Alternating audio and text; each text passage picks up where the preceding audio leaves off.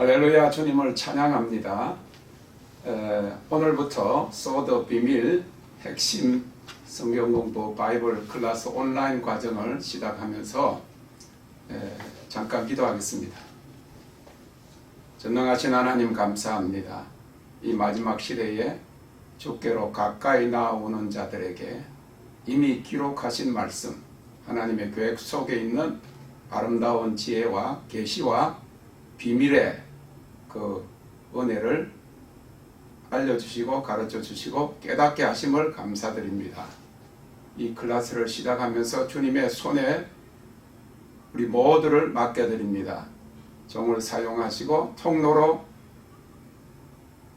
역사하셔서 듣는 심령들 가운데 정말 주님이 이 마지막 시대에 성령이 교회들에게 하시는 말씀을 듣는 그런 지혜와 계시의 영이 임하게 하여 주시옵시고, 이 말씀을 읽고 듣고 지키는 자들이 되어서 이 마지막 시대에 남은 자뿐만 아니라 정말로 이기는 자가 되어서 온 세상에 하나님의 영광이 믿는 자나 믿지 않는 자들에게까지 다 보여질 때 그 철장으로 다스리는 그런 주님의 군대로 준비되게 하여 주시옵소서. 감사를 드리며 예수님의 이름으로 기도합니다. 아멘. 오늘 소드 비밀 핵심 성경 공부를 시작하면서 이 소드가 뭐냐 잠깐 서론적으로 말씀드리고 첫 강좌로 구원에 대한 말씀을 나누기를 원합니다. 이 소드는 히브리어로 천상회의라고 하는 그런 뜻입니다. 신약에서는 미스테리온, 시크릿, 비밀이라고 번역이 됩니다. 사도 바울이 비밀을 안다, 비밀을 보았다 라고 할 때 그 의미는 하늘의 비밀을 보았다, 알았다고 하는 그런 뜻입니다. 라틴어 단어는 은밀하게 라고 하는 의미가 추가되었습니다. 히브리어 소드는 내밀한 말, 친밀한 말을 뜻합니다. 다양한 종류의 친밀한 모임을 말하고 있습니다. 하나님께서 그와의 친밀함으로 나아오는 자들에게 비밀을 보이십니다. 욥기 29장 4절에 보면 나의 강장하던 날과 같이 지내었으면 그때는 하나님의 우정이 내 장막 위에 있었으며 5절에는 그때는 전능자가 오히려 나와 함께 계셨으며 시편 89편 7절 말씀에 하나님은 거룩한 자의 배 중에서 심히 어미하시오며 둘러있는 자의 해 중에서 더욱 두려워할 자신이다 라고 하였습니다. 시편 25편 14절에 여호와의 친밀함이 경외하는 자에게 있으며 그 언약을 저희에게 보이시리로다 라고 하였습니다. 이 소드는 신적 지혜의 나타남입니다. 또 다른 의미로 레벨, 평평하게 하다 하는 그런 뜻이 있습니다. 이 소드는 기초를 말합니다. 사도와 선지자는 교회의 기초입니다. 그들은 비밀을 가르치는 자들입니다. 이는 교회의 기초가 비밀임을 말해주고 있고 하나님의 목적과 이 땅을 향한 계획을 아는 것입니다. 선지자는 하나님의 성품과 하나님의 진리를 아는 자입니다. 그리고 하나님과의 친밀함으로 나아가서 하나님으로부터 듣고 보고 하나님의 신비가 보여지는 자입니다. 하나님의 비밀을 전하는 자고 사람들을 하나님과의 친밀함으로 이끕니다. 아모스 3장 7절 말씀에 주 여호와께서는 자기의 비밀을 그 종 선지자들에게 보이지 아니하시고는 결코 행하심이 없으시리라 하였습니다. 그러나 하나님과의 친밀함이 없이 예언하는 것은 거짓 선지자입니다. 자기의 비전과 자기의 생각을 말하는 자는 거짓 선지자, 불법의 사람인 것입니다. 예레미야 23장 16절에 보면 너희에게 예언하는 선지자들의 말을 듣지 말라. 그들은 너희에게 헛된 것을 가르치나니 그들의 말한 묵시는 자기 마음으로 말미암은 것이요 여호와의 입에서 나온 것이 아니니라고 하였습니다.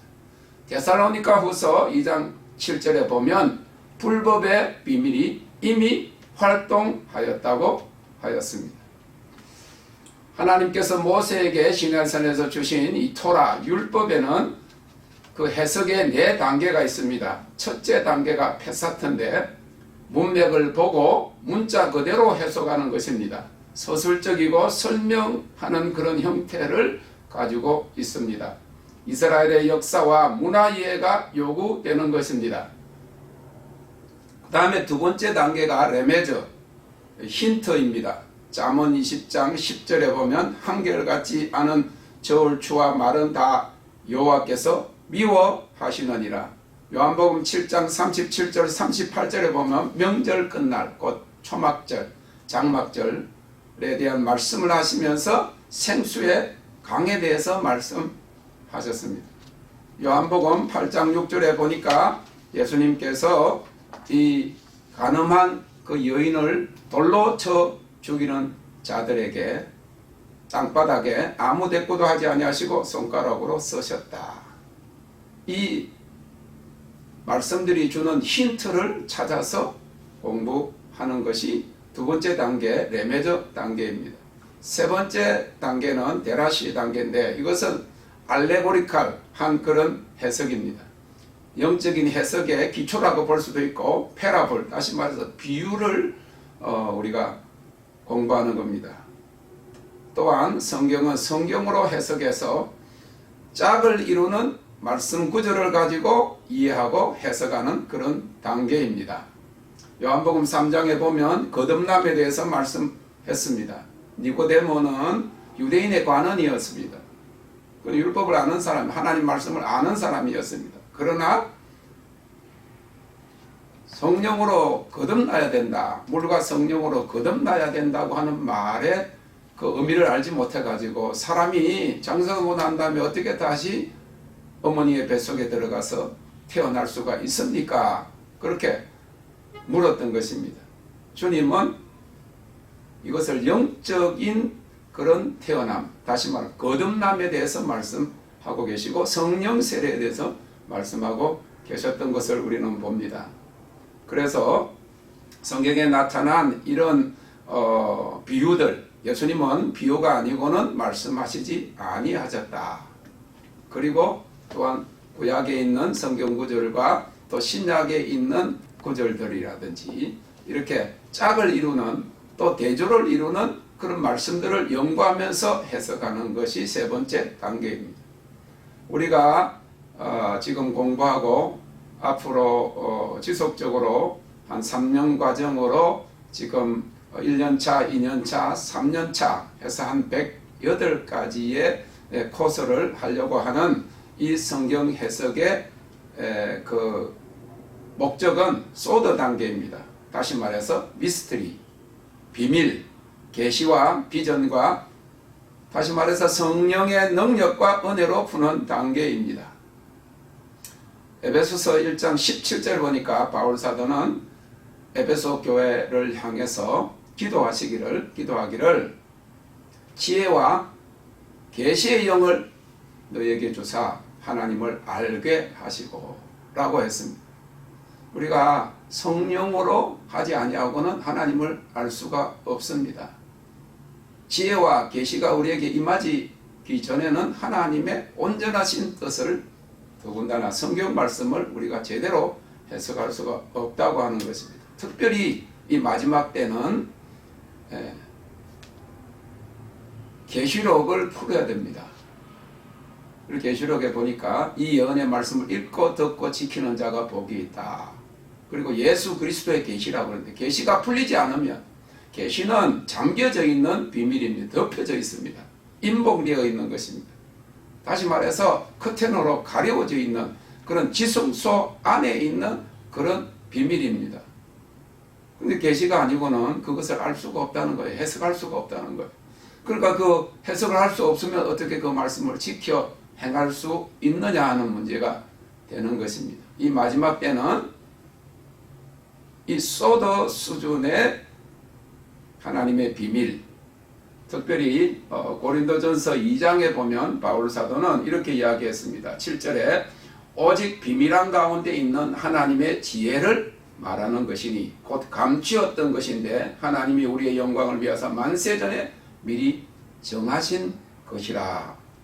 이 죄는 이 세대의 관원이 하나도 알지 못하였나니 만일 알았다면 영광의 주를 십자가에 못 박지 아니하였으리라. 9절에 기록된 바 하나님이 자기를 사랑하는 자들을 위하여 예비하신 모든 것은 눈으로 보지 못하고 귀로도 듣지 못하고 사람의 마음으로도 생각지 못하였다 함과 같으니라 그랬어요. 그런데 10절에 오직 하나님이 성령으로 이것을 우리에게 보이셨으니 성령은 모든 것 곧 하나님의 깊은 것이라도 통달하시느니라. 11절에 사람의 사정을 사람의 속에 있는 영 외에는 누가 알리요? 이와 같이 하나님의 사정도 하나님의 영 외에는 아무도 알지 못하느니라. 유대인의 관원들과 서기관들과 바리새인들과 제사장들과 그리고 대제사장들까지라도 예수님 시대에 이 하나님의 비밀, 하나님의 지혜, 감추었던 것, 우리의 영광을 위해서 만세전에 감추었던 그 비밀을, 그 구원의 비밀, 예수 그리스도 안에 감추어져 있는 그 구원의 비밀, 복음의 비밀을 알지 못했기 때문에 그들이 메시아로 오신 예수님을 결국 핍박하고 죽였던 것입니다. 그런데 이 마지막 때 하나님이 자기를 사랑하는 자들에게는 성령으로 이것을, 이 비밀을 우리에게 보여주신다고 하는 것입니다. 그리고 이것은 또 영분별과 함께 하나님의 말씀을 분별하는 것입니다. 바벨론과 음녀가 무엇인가, 누군가, 그리고 이 마지막 때에 그 역사하는 그런 미혹의 영들과 불법의 비밀들은 현 세대 속에서 어떤 그런 역사로 나타나고 있는가, 그런 것들을 분별하는 것입니다. 말씀도 우리가 기록된 말씀을 우리가 영어로 성령으로 인도하심을 통해서 해석하기도 하지만은 영분별의 은사를 통해서, 그것은 그냥 지식으로가 아닙니다. 그동안의 성경 공부하는 수준으로 얻을 수 있는 그런 지식이나 지혜가 아닌 것입니다. 하나님의 지혜, 감추었던 것이다, 그렇게 말씀하고 있습니다. 특별히 히브리어에 감추어져 있는 그런 원뿌리, 그 원 해석들을 우리가 깊이 좀 생각을 하면서 그 하나님의 DNA, 히브리어에 숨겨져 있는 하나님의 그 계시적인 그런 속성인 자를 잘 알 때 성경이 우리에게 열려지는 것입니다. 그런 베이직, 기초적인 소도에 대한 이해를 가지고 오늘은 첫 강의로 구원이라고 하는 제목으로 우리가 생각해 보겠습니다. 그래서 첫 강좌의 제목은 구원입니다. Salvation. 초대교회는 구원을 어떻게 믿었습니까? 초대교회가 믿었던 구원과 지금 2000년이 지난 지금 우리가 그냥 믿음으로 말미암아 구원받는다, 그냥 교회 다니고 직분받아 충성하고 봉사하고 그러면 구원받는다, 구원받을 거라고 그렇게 생각하는 그런 관점은 너무나도 벌어져 있습니다. 초대교부 클레멘트의 그 구원의 말씀이라고 하는 글을 보면 구원의 말씀이 우리 안에 감추어져 있다라고 했습니다. 믿는 자가 그 구원을 연구해서 찾아야 합니다. 예언들의 거룩한 신비는 비유에 감추어져 있는 것입니다. 베일에 가려진, 다시 말해서 거룩한 신비들은 선택된 자, 부르심을 받은 자, 에클레시아, 다시 말해서 이 교회, 세상으로부터 구별함을 받은 자에게만 주어지는 그런 진리의 신비인 것입니다. 성경은 말씀하시기를 부르심을 받은 자는 많으나 택함 받은 자는 적다고 말씀하고 있습니다. 바울 사도는 많은 스승이 있으나 아비는 적다고 하였습니다.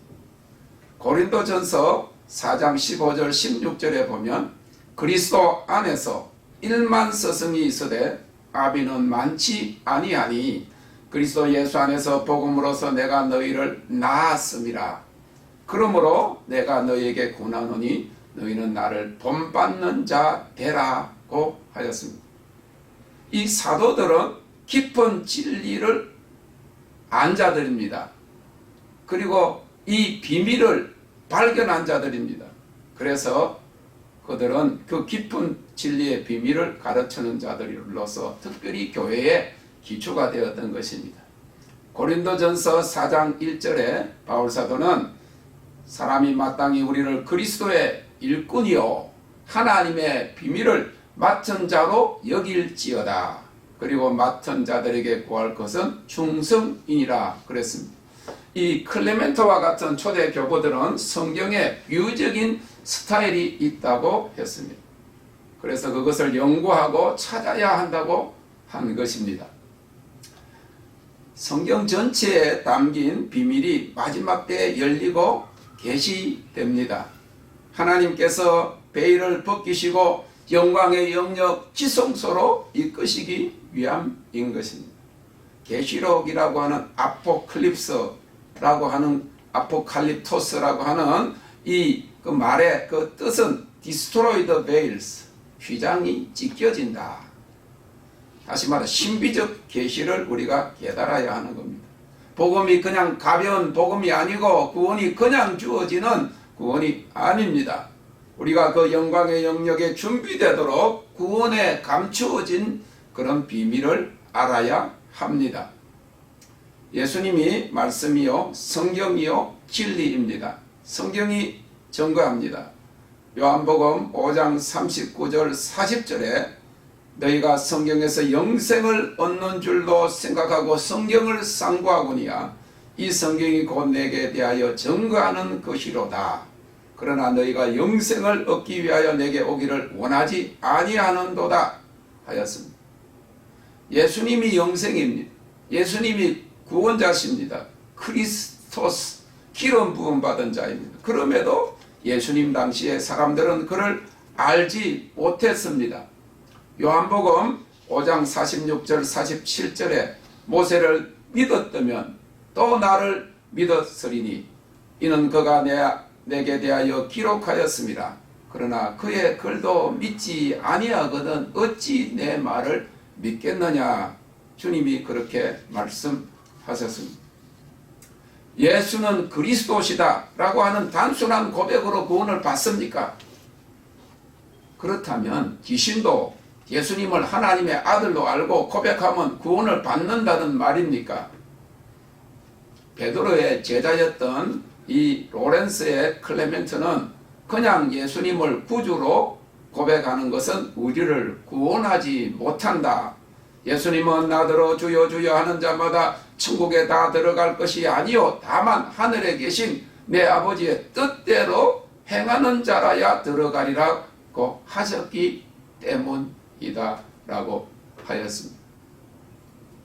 어렵게 행하는 자, 하나님의 뜻을 행하는 자, 구원, 계명을 지키는 자, 주님을 사랑하는 자가 구원을 받습니다. 주의 이름을 다 부른다고 구원받지 못합니다. 은혜로 다 구원받는 것이 아닙니다.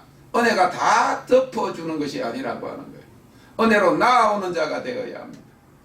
예수님을 이름으로 아는 자와 예수님을 믿는 자는 다릅니다. 그러므로 고백으로만 안 되는 것입니다.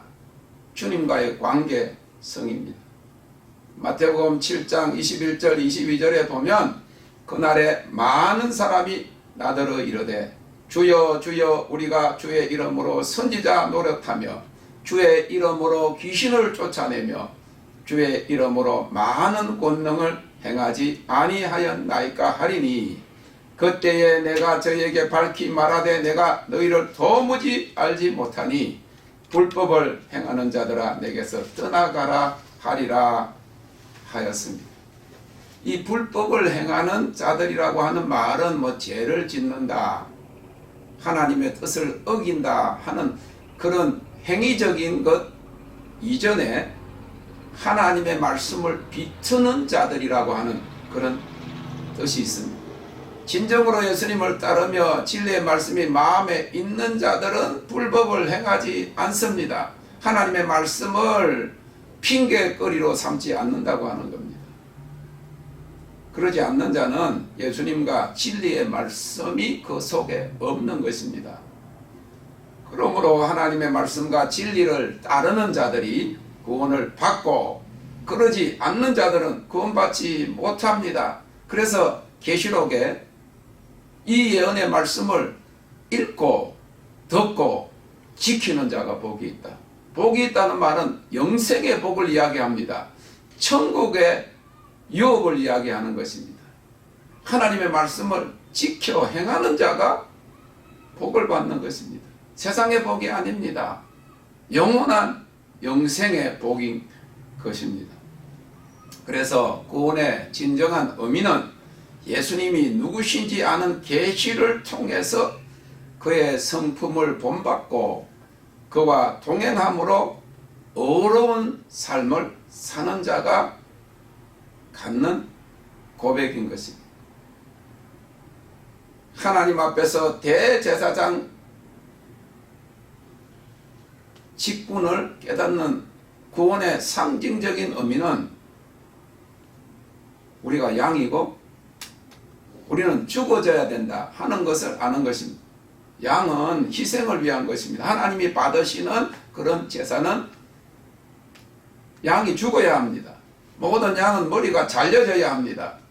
우리의 머리, 생각, 사고 구조, 우리의 어떤 그 자아적인 그런 욕구적인 육신의 욕구적인 그런 생각 체계가 죽고 잘려져야 그리스도의 마음을 가지게 되는 것입니다.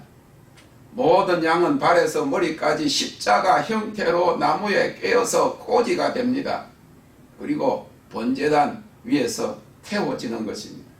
이것이 예수님의 십자가 대속의 모습입니다. 주님은 누구든지 나를 따라오려거든 자기를 부인하고 자기 십자가를 지고 나를 따를 것이니라고 마태복음 16장 24절에 말씀하셨습니다. 그래서 우리가 하나님 앞에서 제사장들입니다. 왕같은 제사장입니다. 대제사장입니다. 하나님께서 왜 이런 그 구약의 그 모형들을 사용하십니까? 그것은 우리의 위치를, 지위를 알게 하기 위한 것입니다. 구약시대에 하나님 앞에 드리는 그런 제사에 비둘기 제사가 있고 양의 제사가 있고 소의 희생 제물이 있습니다. 이것은 다 단계적인 것인데 비둘기는 레위인을 상징하고 양은 제사장을 상징하고 그리고 소는 대제사장의 지위를 상징합니다. 대제사장적 지위는 민족 전체를 위한 것입니다. 요한복음 17장에 보면 예수님이 마지막으로 인류 대속의 죄를 위해 십자가 달리시기 전에 제자들을 위해서 기도한 그 예수님의 인류를 위한 대제사장적 기도가 나오고 있습니다.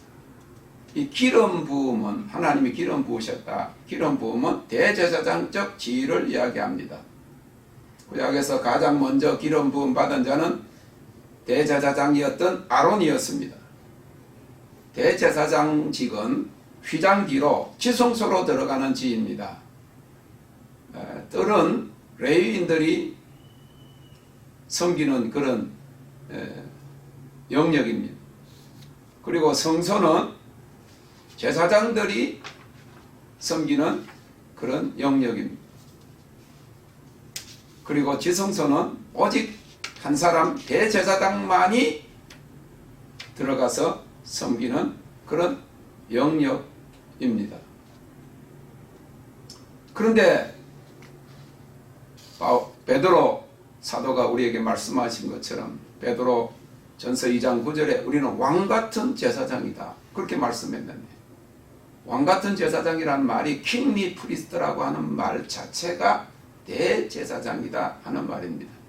우리는 주님께서 멜기세덱의 반차를 따라서 영원한 대제사장이 되셔서 십자가에서 자신을 하나님 앞에 인류를 위한 대속 희생 제물이 되셔가지고 지성소로 들어가는 길을 여셨습니다. 그렇기 때문에 우리가 왕같은 제사장 곧 예수 그리스도의 피를 힘입어서 지성소 영광의 영역으로 들어갈 그런 지위로 부름을 받은 것입니다. 하나님께서 우리에게 어떤 일을 행하셨습니까? 하나님이 어떤 일을 행하고 계십니까?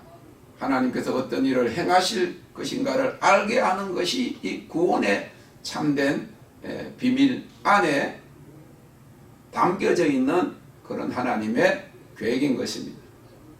오늘날의 교회가 은혜로 구원받는다, 은혜가 죄를 덮는다고 쉽게 이야기하지만은 초대 교부 터틀리아는 회개에 대해서 이야기하면서 제가 은혜를 캔슬시킨다. 다시 말해서 은혜를 무효화시킨다. 그런 말이에요. 회개하면 지난날의 죄를 용서받고 은혜로 구원되지만 계속 죄 지으면 그 은혜가 캔슬된다라고 가르쳤습니다. 오늘날의 교회가 믿음으로 말미암아 구원받는다. 한번 믿으면 예수님을 구주로 영접하면 영원히 구원받는다. 그렇게 이야기하지만은 믿음이 무엇인가를 아는 것이 중요합니다. 믿음은 예수 그리스도를 하나님의 아들이요 구세주로 믿는 것입니다. 그리고 그를 진리의 말씀으로 알고 따르는 것입니다. 그러면 우리가 주님과 동행하고 진리에 서야만 하는 것은 당연한 사실인 것입니다. 그래서 초대교회는 개종하면 3년 동안 초신자 교육으로 매일 서너 시간씩 말씀 훈련을 받게 한 후에 그들이 이 소도 수준의 성경 공부를 하고 난 다음에 그들이 변화되고 진정으로 주님을 따르게 될 때 사도들이 너희가 우리 중에 하나가 되었으니 가라 하면 그때야 입교인이 되는 것입니다. 참교인이 되는 것입니다. 교회의 멤버로 받아들여진 것입니다. 그래서 초대교회는 구원을 첫째로 거룩한 삶을 사는 것이라고 믿었습니다. 그리고 거룩한 삶을 살았습니다. 두 번째로 초대교회는 구원을 예수 그리스도의 신비와 비밀을 아는 것으로 이해했습니다. 이런 맥락에서 보면 오늘날의 교회가 그러한 진리와 얼마나 동떨어져 있는지를 생각해 보아야 하는 것입니다. 청함받은 자는 많습니다. 택함받은 자는 적습니다. 주님의 부활을 목격한 자가 한 500여 명 되었다고 했습니다. 그리고 주님이 성천하실 때 그 감람산에서 주님이 성천하신 것을 보시며 주님이 너희가 보는 것처럼 내가 다시 오리라 말씀하셨는데 그 500여 명 가운데 몇 날이 못되어 너희가 성령을 받으리라. 열흘 지나면 오순절 날인데 오순절 날에 성령이 임할 것이라고 약속하셨는데 그 열흘을 기다려서 성령 받은 자는 120명이었습니다. 380명이 그 말씀을 믿지도 주님이 부활하셨고 주님이 성천하시면서 다시 오리라 얼마 못되어서 너희가 성령을 받으리라 했음에도 380명은 그 말을 믿지도 않고 세상으로 돌아간 것입니다. 요한복음 14장 6절에 나는 길이요 진리요 생명이니 나로 말미암지 않고는 아버지께로 올 자가 없느니라 말씀했습니다. 구원은 물론 하나님의 대가 없는 은총이요 사랑입니다. 우리가 구해서 얻는 것이 아닙니다. 무조건적인 하나님의 사랑이요 은혜입니다. 에베소서 2장 8절에 너희가 그 은혜를 인하여 믿음으로 말미암아 구원을 얻었나니 이것이 너희에게서 난 것이 아니요 하나님의 선물이라 말씀했습니다. 그러나 믿음으로 들어온 후로는 대가를 지불해야 합니다. 계시록 1장 20절에 하나님의 보좌에 어린 양 예수님이 오른손에 7 금촛대를 가지셨습니다. 이는 촛대 메노라가 하나님의 보좌에 옮겨진 것을 사도 요한이 본 것입니다. 본래 이 촛대는 성소에 있는 것이었습니다. 그런데 하늘의 성소에는 그 촛대가 하나님의 보좌 지성소로 옮겨졌습니다. 향로도 하나님의 보좌 앞에 있습니다. 그런데 이 성소에 있던 향로와 촛대가 지성소에 하나님의 보좌 앞에 놓여진 것입니다. 그런데 그 하늘의 성소 하나님의 보좌에는 성소에 있는 세 기구 중에 하나인 떡상이 없습니다. 촛대와 향로만 있습니다. 계시록 5장 8절에 보면 책을 취하심에 내 생물과 24장로들이 어린 양 앞에 엎드려 각각 금은과 향이 가득한 금대접을 가졌으니 이 향은 성도의 기도드리라. 계시록 8장 3절에 보면 보좌 앞에 드려진 금 향로입니다. 이 향로가 세상에 대한 심판으로 쓰여집니다. 계시록 8장 5절에 보면 천사가 향로를 가지고 땅 위에 불을 담아다가 땅에 쏟음에 내성과 음성과 번개와 지진이 나더라 그랬습니다. 이 계시록에서 말하는 심판은 세상 끝날을 꼭 의미하는 것만은 아닙니다. 정결케 되는 과정을 이야기하고 있습니다. 계시록 8장 7절에 보면 첫째 난 천사가 나팔을 부니 피 섞인 우박과 불이 나서 땅에 쏟아지며 땅의 3분의 1이 타서 사위고 수목의 3분의 1도 타서 사위고 각종 푸른 풀도 타서 사이더라. 8장 8절에 보면 둘째 천사가 나팔을 부니 불 붙는 큰 산과 같은 것이 바다에 던지우매 바다의 3분의 1이 피가 되고 그랬습니다. 여기서 산은 히브리어로 마인드셋, 생각, 곧 사고 구조를 이야기합니다. 왜 산이 바다에 던지웁니까? 계시록 9장 17절에는 불과 빛과 불이 나오고 8장 10절에는 횃불이 나옵니다. 8장 13절에는 불나팔 소리라고 했고 19장 12절에는 주님의 눈이 불꽃 같다고 하였습니다.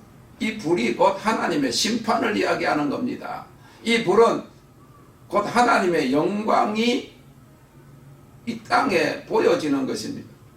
아담이 범죄해서 에덴 동산에서 쫓겨난 후에 하나님께서 에덴 동산으로 가는 길을 화염검 든 두 천사로 지키게 하셨습니다. 불검을 든 두 천사가 에덴 동산으로 들어가는 길을 지키고 있었다는 거예요. 에덴 동산에 들어가기 위해서는 이 에덴 동산은 곧 지성소를 이야기를 합니다. 하나님의 영광의 그 처소를 이야기하는 겁니다. 휘장 안으로 지성소 안으로 들어가기 위해서는 반드시 불을 통과해야 될 것을 영적으로 보여주고 있는 것입니다. 모세가 시내산의 불꽃 가운데로 들어갔습니다. 출애굽기 19장 18절에 보니까 시내산의 연기가 자욱하니 여호와께서 불 가운데서 거기 강림하심이라.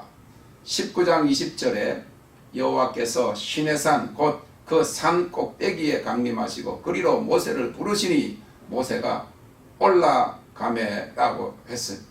하나님은 불이십니다. 그 불은 하나님의 영광입니다. 그러니까 모세가 하나님을 만나러 시내산에 올라갔다 하는 말은 모세가 그 불 안으로 들어갔다 그런 말입니다. 불에 삼켜졌다 하는 그런 말입니다. 하나님의 불은 심판을 상징하기도 하지만은 하나님의 그 거룩하신 영광을 이야기하는 것입니다. 그래서 레위기서에서 말씀하죠. 내가 거룩하니 너희도 거룩할지어다. 하나님의 비밀을 아는 자는 하나님의 불 안으로 들어가는 자들입니다. 하나님의 영광의 영역, 지성소 안으로 들어가는 자들인 것입니다.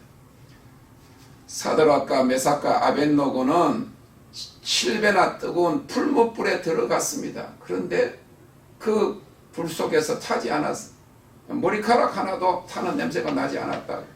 거기 보니까 거룩한 천사가 불이거든. 하나님의 천사가 그 7배나 뜨거운 풀무불보다 더 강렬한 불 안에 그들이 있었기 때문에 그 하나님 영광 안에 있었기 때문에 세상의 불이 그들을 삼키지 못했던 것입니다. 그러니까 마지막 때 계시록의 심판은 불 안에 들어가는 자, 영광의 영역에 들어가는 자, 하나님의 보좌의 그 영역에 피난처 안으로 들어가는 자에게는 그 심판이 없습니다. 오순절 마가 다락방에 120 제자들 위에 불의 해같이 갈라지는 것이 임했는데 이 불이 곧 하나님과의 연합으로 들어가는 통로입니다. 영광의 통로인 것입니다. 불은 태우는 것입니다. 죽이는 것입니다. 불은 하나님의 임재에 나타나는 표현입니다. 그래서 이사야서 6장에 보면 우시야가 죽던 해에 이 이사야가 하나님의 성전에서 기도했을 때 하나님의 보좌가 내려왔습니다. 날개가 6 달린 그런 서랍 천사들이 하나님을 찬양을 하는 그 영광의 위엄 앞에서 이미 선지자로 사용되고 있던 그 이사야조차도 화로다 나여 망하게 되었다. 왜? 내가 입술이 부정하다. 나는 죄인이다. 그렇게 고백을 하는 것입니다. 그랬을 때 천사가 그 화조로 그 하나님의 제단에 그 숯불을 가지고 입을 대니까 그가 정결케 되었다. 하나님이 내가 누구를 보낼고 할 때 내가 여기 있나이다. 나를 보내소서. 오늘 이 마지막 때 우리가 이 계시록을 제대로 공부하고 소도적 수준의 하나님의 계시를 이해하려고 하면 불세례를 받아야 합니다. 마태복음 3장 11절에 예수님께서 세례 요한이 내 뒤에 오시는 이는 내보다 더 능력이 많으셔서 나는 물로 너희에게 회개하는 세례를 주지만은 그가 오시면 성령과 불로 세례를 주실 것이라. 불로 세례를 주는 것은 정결케 하기 위해 하나님의 영광 안으로 들어가게 하기 위한 것입니다. 그래서 불이 하나님의 영광의 그 임재의 표현이 되는 것입니다. 그래서 우리가 이 계시록에 우리가 불을 통과해야 됩니다. 불에 삼켜지고 화염금 든 천사를 지나갈 때 그 에덴 동산 창세 전에 아까도 이야기한 거죠. 창세 전에 우리의 영광을 위해서 만세 전에 이미 정하신 그런 하나님의 비밀을 안으로 우리가 들어가게 되는 것입니다. 그래서 창세기 1장 23절에 화염금 플레이밍 스워드에서 히브리어의 이 파이어 불은 비밀과 같은 단어입니다. 하나님의 불은 비밀인 것입니다. 그래서 모세가 호렙산에서 가시덤불의 불꽃을 보았다. 뭡니까? 비밀을 보았다. 하나님을 만났다는 것. 영적인 것입니다. 그리고 자연적인 것과 초자연적인 것이 겹쳐 보인 이것을 신성한 광경이라고 합니다. 이 불은 그의 생각을 삼키는 불인 것입니다. 모세가 호렙산에 올라갔을 때가 오순절이었습니다. 초대교회 마가다락방에 불의 혀같이 갈라지는 것이 임한 때가 오순절이었습니다. 불이 사람들 머리 위에 임했습니다. 모세가 호렙산에 올라갔을 때 불이 임한 것처럼 오순절 때 이 머리 곧 사람의 생각, 사고, 체계 이 산에 하나님의 불이 임한 것입니다. 머리가 생각이고 머리가 히브리어의 산과 같습니다. 모세 때 산에 임한 것처럼 머리는 산인데 사람의 생각과 사고 체계를 말합니다. 불세례가 임할 때, 불이 머리에 임할 때 우리의 생각과 사고를 태우는 것이고 마음에 불이 임해서 정결케 되고 그리스도의 마음을 가지게 하는 것입니다. 산에 불이 임하고 난 후에 모세가 이스라엘 백성들을 애굽에서 해방시켰습니다. 그래서 머리에 불이 임하는 것은 정결함과 계시를 말합니다. 불세례가 임하고 불이 임하면 통곡이 일어나는 거예요. 완전한 회개 굴복이 이루어지기 때문에 그 다음에 성령이 임하고 하나님의 계시가 임하고 꿈과 환상이 쏟아 부어지는 그 영광의 부어짐이 있는 것입니다.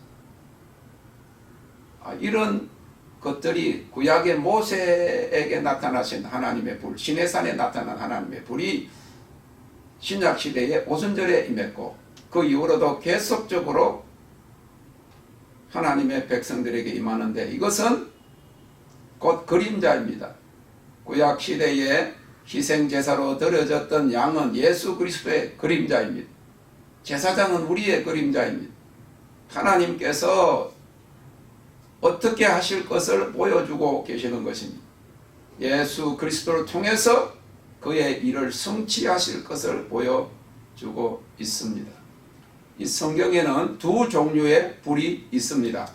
첫째는 정결케 하는 불입니다. 물론 많은 그 불에 대한 그 성경 구절도 있고 뭐 여러 종류로 구분할 수 있지만은 오늘 말씀에 이 구원의 비밀 하나님의 계시 안으로 들어가는 그 영광과 관계되는 그 불에 대해서 우리에게 꼭 필요한 것이 정결케 하는 불이라 하는 것이죠. 이사야서 4장 4절에 보니까 이는 주께서 그 심판하는 영과 소멸하는 영으로 시온의 딸들의 더러움을 씻으시며 예루살렘의 피를 그 중에서 정결케 하실 때가 됨이라 그랬습니다. 조금 전에 말씀드린 이사야 선지자에게 임한 그 불, 이사야 6장 6절 7절에 보니까 때에 그 서랍의 하나가 화조로 단에서 취한 바 핀 숯을 손에 가지고 내게로 날아와서 그것을 내 입에 대며 가로되 보라 이것이 내 입에 닿았으니 내 악이 제하여졌고 내 죄가 사하여졌느니라 하더라. 다시 말해서 정결케 하는 불입니다. 악을 제하는 불이고 죄가 사하여졌다. 우리를 인도하시는 불이요, 정결케 하시는 불이요, 비밀과 계시로 들어가게 하는 불이요. 불은 하나님의 신적인 임재인데 이 불세례가 임하고 불에 삼켜지면 그 다음 역사는 하나님의 영광이 임하는 것입니다. 하나님의 영광의 지성소 안으로 들어가는 그 비결이, 다시 말해서 에덴 동산의 그 동편에 에덴 동산 안으로 못 들어가도록 화영금 던 천사를 거기에 둔 것처럼 불을 통과할 때 지성소 영광의 영역으로 들어간, 그래야 대제사장입니다. 왕 같은 제사장이라 하는 겁니다. 정결함을 받은 자인 것입니다. 두 번째로 불은 심판의 불입니다. 창세기 19장 24절에 여호와께서 하늘 곧 여호와에게로서 유황과 불을 비같이 소돔과 고모라에 내리사 그 성들과 오온들과 성에 거하는 모든 백성과 땅에 난 것을 다 엎어 멸하셨더라. 시편 21편 9절에 보면 내가 노할 때에 저희로 풀무같게 할 것이라. 여호와께서 진노로 저희를 삼키시리니 불이 저희를 소멸하리로다. 에스겔서 22장 31절에 내가 내 분으로 그 위에 쏟으며 내 진노의 불로 멸하여 그 행한 대로 그 머리에 보응하였느니라. 나 주 여호와의 말이니라. 그래서 많은 경우에 구약에도 그렇고 계시록에 나타난 이 불은 심판의 불입니다. 멸하는 그런 소멸하는 불입니다. 그래서 성경은 이처럼 상반적인 것을 통해서 보여줍니다. 하나님께서 일하시는 것에는 항상 반대적인 것이 있습니다. 그리스도가 있고 적 그리스도가 있습니다. 기름 부으심이 있고 거짓 기름 부으심이 있습니다. 선지자와 거짓 선지자, 참 선지자와 거짓 선지자가 있습니다. 참된 복음과 거짓된 복음이 있습니다. 예언과 거짓된 예언이 있고, 양과 염소가 있고, 양과 양의 옷을 입은 늑대가 있고, 그렇기 때문에 우리가 변해야 합니다. 그런데 어떤 사람은 변하지 않는 사람이 있습니다. 우리의 옛 생각은 죽어야 합니다. 번제단에 올려져야 합니다. 오늘날 교회가 종교가 되고 있습니다. 가짜가 왜 있습니까? 모조품이 왜 있는 것입니까? 주님과의 관계성이 없는 종교생활. 사람들이 주님과의 신앙을 이야기를 하면 주님과의 관계성을 이야기해야 되는데 교회 이야기하고 목사 이야기하고 교회 무슨 활동을 이야기하는 것, 그것은 종교생활이, 교회생활이지 믿음생활, 주님과의 친밀한 교제가 없는 것을 보여주고 있는 것입니다. 하나님이 자신에게 무엇을 하고 계시는가, 그렇게 어떻게 하셨고 지금 어떻게 하고 계시고 앞으로 어떻게 하실 것을 아는 자가 구원의 비밀을 아는 자예요. 우리 어느 모임에 가보면 교회 이야기를 할 때 전부 다 자기 신앙의 고백보다는 거의 대부분의 교회에 일어나고 있는 일들, 교회 프로그램들, 그 설교를 듣고 자기가 어떻게 변화됐고 어떻게 죄를 회개하고 믿음의 성장을 했다, 이런 건 막 우리 목사님 설교 좋더라, 설교 이렇게 마음에 안 들더라, 이런 이야기를 하는 거. 그게 종교생활인 거예요. 계시록에 두 여자가 나옵니다. 하나는 주님의 참된 신부요, 하나는 음녀 창기입니다. 근데 이 창기가 본래는 예수님의 신부였어요. 그런데 적그리스도와 연합하고 짐승을 따랐던 것입니다. 비밀의 바벨론입니다. 모든 창기의 의미가 되었습니다. 바벨론은 히브리어로 섞인 기름 부으심입니다. 오늘날 많은 복음주의 교회들과 카리스마적 교회들까지도 가톨릭과 연합합니다. 한국의 문제가 WCC, WEA, 그리고 또 이 가톨릭과의 그 신앙과 직제 일치, 이것이 2013년부터 2014년에 구체적으로 드러났지만은 아직까지도 그것이 뭔지 모르고 그게 잘못된지 모르고 지금 벌써 4, 5년 돼 가면서도 모르고 있는데, 전 세계적인 교회가 지금 수십 년 전부터 이미 가톨릭과 이 의화적 교리라고 하는 믿음으로 말미암아 구원받는다 하는 그 교리가 같기 때문에 우리가 일치할 수 있다. 수많은 가톨릭의 그 비성경적이고 정말 적그리스도적인 그런 수많은 교리들이 있음에도 불구하고 지금 가톨릭과 연합한다는, 가톨릭은 또 바티칸은 전 세계 종교하고 연합하니까 혼합이라고 하는, 진리는 1%라도 오류가 들어오면 더 이상 진리가 아닌 거예요. 그게 혼합이 섞인 길, 그것이 바벨론이라는, 그 바벨론의 정점이 어디입니까? 지금 현재 바티칸이잖아요.